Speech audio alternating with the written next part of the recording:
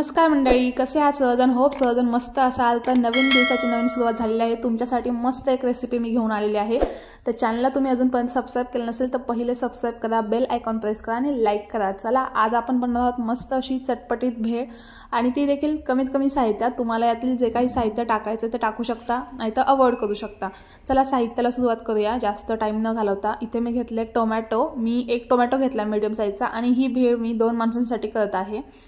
Tomato घेतला, त्यानंतर एक कांदा घेतला बारीकसा, काकडी घेतली, थोडीशी कोथिंबीर घेतली. माझ्याकडे कोथिंबीर म्हणजे थोडीशी कमी झाली होती त्यामुळे थोडीच घेतली. एक अर्धा लिंबू घेतले, चाट मसाला घेतलाय, त्यानंतर तेल घेतलंय. तेल आपल्याला काही म्हणजे शिजवायचं वगैरे नाही, फक्त कच्चं तेल घ्यायचं आहे. त्यानंतर खारे मोरे शेंगदाणे घेतलेत, तिखट घेतले थोडंसं त्यामध्ये म्हणजे गरम मसाला वगैरे, आणि थोडीशी शेव घेतली, भावनगिरी अशी काहीतरी, आणि इकडे मी फरसाण घेतलंय आणि थोडंसं मीठ घेतलंय, सैंधव मीठ. तसं तर आपण चाट मसाला घेतलेलाच आहे. आणि इथे घेतलेत मी कुरमुरे, जे एकदम क्रंची, एकदम म्हणजे आवाज येतो बघा त्याचा. ते कुरमुरे आपले दिवाळीतले नाही बघा, पॅकेटवाले मस्त असे जे भरीव असतात ना, ते कुरमुरे घेतलेत मी. भेळसाठी वापरतात ते घ्यायचे. आता इथे थोडंसं काळं दिसलं मला, जर मी ते साफ करते. मला वाटलं काहीतरी घाण आहे, तर ते असं साफ करून घ्यायचं. किंवा तुमच्याकडे जर खूप असेल कुरमुरे, खूप प्रकार म्हणजे खूप जास्त असतील, दिवाळीचे वगैरे असतील, तुम्ही त्याचं बनवत असाल तर ते पहिले चाळून घ्यायचे मोठ्या चाळणीने, आणि मग करायला घ्यायचं. आता जेवढं साहित्य आहे त्याच्या बरोबरीने आपलं कुरमुरे असले पाहिजेत. म्हणजे 1 वाटी जर सगळं साहित्य झालं असेल तर 1 वाटी आपले कुरमुरे पाहिजेत. आता इथे कुरमुऱ्यांमध्ये म्हणजे चिरमुऱ्यांमध्ये आपण टोमॅटो टाकून घेऊया. तुम्ही काय म्हणत असाल ते म्हणा, मी चिरमुरे म्हणते. त्यानंतर इथे मी कांदा टोमॅटो टाकून घेतला, काकडी टाकून घेतली. तुम्हाला हवं तर तुम्ही गाजर, त्यानंतर बीट, असं सलाडचे पदार्थ पण टाकू शकता. मी इथे फक्त काकडी यूज केले, कारण मला बीट वगैरे भेळमध्ये नाही आवडत. थोडीशी कोथिंबीर टाकली, अर्धी कोथिंबीर ठेवलेली आहे बाजूला, काकडी पण टाकून घेतली. आता यामध्ये जे खारे मोरे शेंगदाणे आहेत ना, ते टाकून घ्यायचे आपल्याला. आता हे मी घरीच केलेत, तुम्ही विकतचे वापरलेत तरीही चालतील, काही हरकत नाही. किंवा नसतील टाकायचे तर फक्त कांदा टोमॅटो हे देखील टाकू शकता. आता याला छान मिक्स करून घ्यायचं, म्हणजे कसं त्यातलं जे कडकपणा असतो ना थोडा कमी होतो, आणि आपला टोमॅटोचा कांद्याचं जे मॉइश्चर असतं ते कुरमुऱ्यांमध्ये चिरमुऱ्यांमध्ये उतरायला सुरुवात होते. त्यामुळे छान मिक्स करून घ्यायचं. आता यानंतर तुम्ही जर तुमच्याकडे जी बारीक शेवपुरीवरती टाकतात बघा, ती शेव असते, ती देखील वापरू शकता. आता माझ्याकडे ती नव्हती, घरामध्ये फरसाण अवेलेबल होतं, मी ते घेतलंय. तुम्ही ती किंवा लसूणी शेव असते ना, फक्त लसूणी शेव बारीक पातळवाली, ती घेतली तरी चालेल, ती पण छान लागते. पण मोस्टली ना भेळवरती आपण जे बाहेर ठेल्यावरती वगैरे खातो ना भेळ, त्यावरती जी पिवळी शेव असते ना शेवपुरीची, ती असते. तर चला पुढे आपण टाकणार आहोत यामध्ये चाट मसाला. आता इथे मी थोडासा चाट मसाला टाकणार आहे, कारण मी सैंधव मीठ घेतलेलं आहे, म्हणजेच जे पिंक सॉल्ट असतं ते.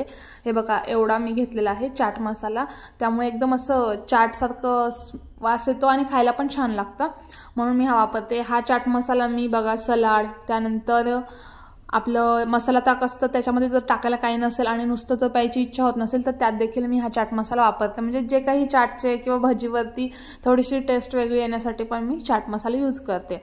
आता इथे मी मीठ टाकून घेते. मीठ नंतर टाकायचं, कांदा टोमॅटो टाकल्यानंतर, आधी टाकायला जाऊ नका, त्यामुळे पाणी सुटेल खूपच. आता इथे मी मीठ टाकून घेतलं. आपण चाट मसाला पण टाकला होता, म्हणजे मी चाट मसाला पण टाकला होता, त्यामुळे मीठ मी अंदाजे टाकून घेतलंय. तुम्ही तुमच्या चवीप्रमाणे टाका, जसं चिरमुरे घेतले त्याप्रमाणे. इथे मी लाल तिखट घेतलं होतं, जे की कमी तिखट आहे, आणि त्यामध्ये गरम मसाला थोडासा टाकला होता मस्त टेस्ट येण्यासाठी.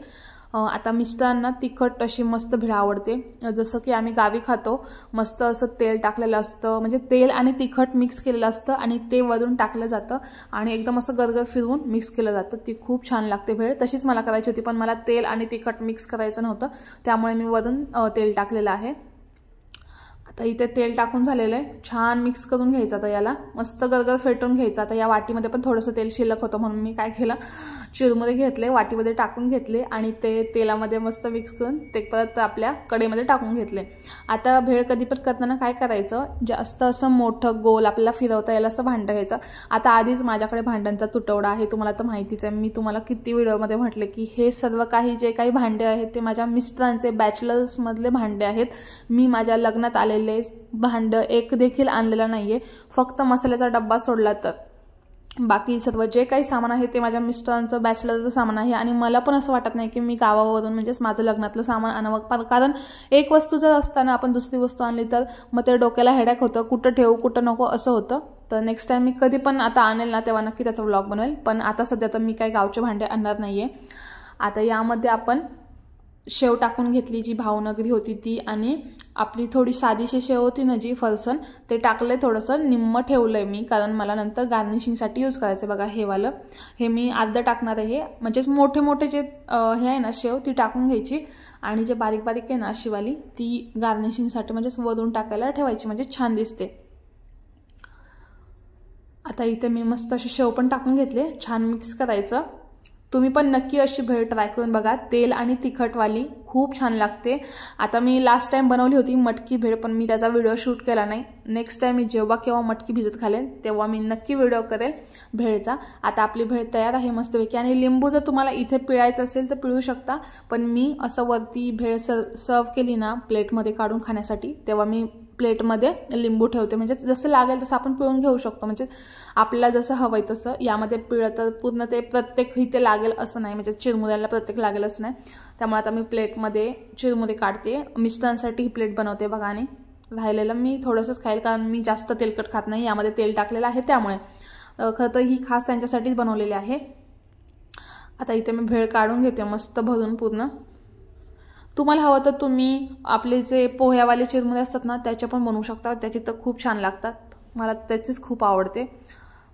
त्यानंतर चिंच गुळाची चटणी टाकू शकतात, तुम्हाला हवं तर टोमॅटो सॉस, जे काही सॉस तुम्हाला आवडतात ते पण टाकू शकता. पण ही घरगुती मस्त अशी टेस्टी भेळ बनवली. फरसाण तर काही कोणाच्या पण घरी असतं, आणि कांदा त्यानंतर टोमॅटो हे देखील असतं. आपली भेळ तयार आहे, यावर त्यात आपण टाकून घेऊया ही मस्त अशी शेव, आणि चमचा आणि लिंबू आणि थोडीशी कोथिंबीर. तर तुम्हाला ही भेळ कशी वाटली मला कमेंट करून सांगायला विसरू नका. तुम्ही देखील घरी नक्की ट्राय करा ही भेळ, आणि कशी झाली हे मला कमेंटद्वारे नक्की कळवा. सेम ॲज इट इज अशीच बनवा तुम्ही, खूप टेस्टी आणि एकदम चवदार लागते.